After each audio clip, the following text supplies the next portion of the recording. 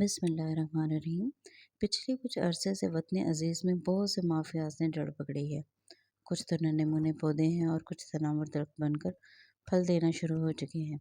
School mafia ان میں سے ایک ہے، بلکہ کہنا چاہیے کہ پرائیویٹ اسکولز اور اکیڈمیز ان میں سے ایک ہے۔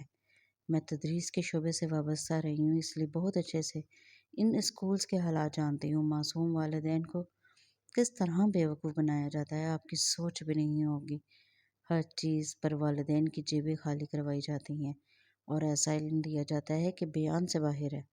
پیرنٹس میٹنگ میں بچے سے زیادہ ماں باپ کو فوکس کیا جاتا ہے، جیسے والدین واسطے انداز گفتگو بلا وجہ کے دن منانے رہتے ہیں۔ اور سب سے حیران کن بات یہ ہے کہ والدین احتجاج کرنے کے بجائے اسکول والوں کی تمام باتیں مان رہے ہوتے ہیں۔ بس بیچاروں کی ایک ہی ڈیمانڈ ہوتی ہے کہ ہمارا بچہ اچھا انسان بنے نہ بنے، اسے انگریزی بولنی آ جائے، اور اسکول والے کسی طرح ہمیں بتا دیں کہ آپ کا بچہ دنیا کا ذہین ترین بچہ ہے اور ہمارے اسکول سے یہ ڈاکٹر، انجینئر یا پائلٹ بن کر ہی نکلے گا۔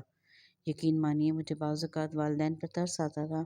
وہ پیرنٹس میٹنگ میں آ کر آس بھری نظروں سے دیکھ رہے ہوتے کہ سارا سال اتنا پیسہ خرچ کرنے کے بعد بچے کی تعلیم کے حوالے سے کوئی خوشخبری ہی سننے کو مل جائے۔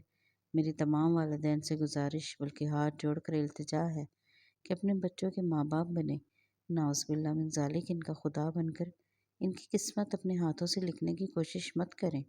جس رب نے انہیں پیدا کیا ہے وہ ان کی پیدائش سے پہلے ہی ان کی قسمت لکھ چکا ہے۔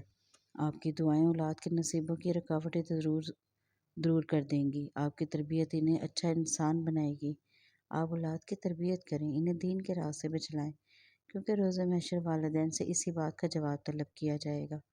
اللہ کے پسندیدہ سچے دین کا راستہ جب وہ اختیار کر لیں گے تو دنیاوی راستے خود بخود ان کے لیے آسان ہوتے جائیں گے۔ صرف دنیاوی تعلیم اور ٹریننگ پہ دھیان نہ دیں، دین کی بھی ٹریننگ دیں۔ خدا را یاد رکھیں کہ مرنے کے بعد اولاد کے کیے گئے صالح اعمال آپ کی قبر میں تاریکیوں کو روشن کر دیں گے، اور فرشتے انگریزی نہیں عربی زبان میں سوال پوچھنے آئیں گے۔ اس بات کو ہمیشہ یاد رکھیے گا۔